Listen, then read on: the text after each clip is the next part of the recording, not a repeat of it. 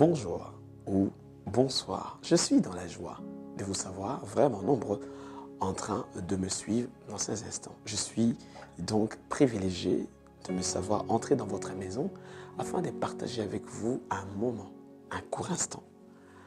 De nos jours, on parle beaucoup de l'adoration. Dans plusieurs assemblées, on parle de l'adoration. Effectivement, sur les réseaux sociaux, dans plusieurs organisations, l'on nous parle de l'adoration.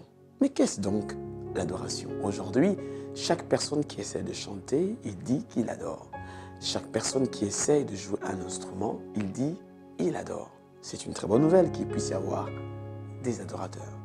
Mais lorsque nous lisons dans Jean 4, Jésus parle à la femme samaritaine, il dit « L'heure vient, et elle est déjà venue, où les vrais adorateurs adoreront le Père en esprit et en vérité. » Ce sont là les adorateurs que le Père recherche. Waouh, quelle bonne nouvelle!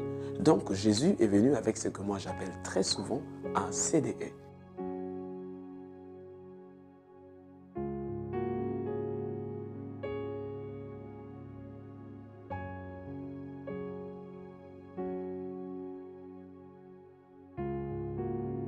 Un CDE, c'est un contrat à durée éternelle. Le Père recherche des adorateurs. Tiens, écoutez ça. Savez-vous que le diable, autrefois appelé Lucifer, faisait partie du royaume de Dieu? Lucifer était créé pour la gloire de Dieu. Lucifer conduisait l'adoration. Il était en charge de l'adoration. Il s'est rébellé, il a attiré avec lui un tiers des anges. Et de là a commencé la première guerre. Pour la première fois, on pouvait parler de la guerre, c'était dans le royaume des cieux, dans le royaume des dieux. Et donc, l'adoration était à la base de cette guerre. Donc, l'adoration n'est pas un sujet à négliger. C'est à cause de l'adoration qu'il y a eu guerre dans le ciel. Si Michel-Ange a pu se battre, a pu combattre Lucifer, c'est à cause du fait que Lucifer voulait aussi qu'on puisse l'adorer. Il voulait élever son trône au-dessus de Dieu, sur l'adoration. Et nous voyons encore Satan revenir en charge lorsque Jésus quitte le Jourdain pour se diriger, conduit par l'Esprit dans le désert afin d'y être tenté.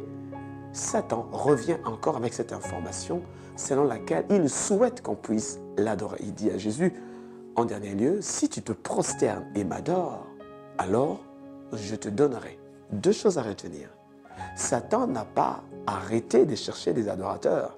Il en cherche encore. Et d'ailleurs, il promet à tout celui qui va se prosterner et l'adorer des très bonnes choses. Il dit à Jésus, si tu te prosternes et m'adores, il est toujours à la quête des adorateurs. Donc, si dans Jean 4, Jésus cherche des adorateurs, le Père recherche des adorateurs, donc Satan aussi cherche des adorateurs. Mais une bonne information que Satan nous donne, c'est qu'il dit, si tu te prosternes et m'adores, je te donnerai. Donc ceux qui se prosternent et adorent finissent par obtenir quelque chose. Des adorateurs finissent par obtenir. Il connaît, il sait quel avantage un adorateur a auprès du Père. Aujourd'hui, beaucoup de personnes essayent de chanter. Beaucoup de personnes essaient de jouer de l'instrument et disent qu'ils adorent. Beaucoup organisent des concerts dont ils nomment des concerts d'adoration. Lorsque nous regardons dans le dictionnaire, le mot concert veut dire en même temps un divertissement, a pour synonyme divertissement, faire beaucoup de bruit, ou plein d'autres choses similaires. Est-ce que le Seigneur Jésus parle du concert ou des adorateurs? Est-ce que lorsque Abraham est en train de dire à ses serviteurs, vous restez ici, moi et le fils Isaac, nous allons monter pour adorer. Était-il en train de monter avec un instrument de musique? Est-ce qu'à cette époque, il y avait des notes de musique, le solfège, le sol, le fa ou le do dièse? Est-ce que Abraham était en train de dire à ses serviteurs, vous n'avez pas d'instrument de musique, vous ne pouvez pas monter avec moi à adorer? Ou il s'agit d'autre chose? Que le Seigneur vous bénisse. Au revoir.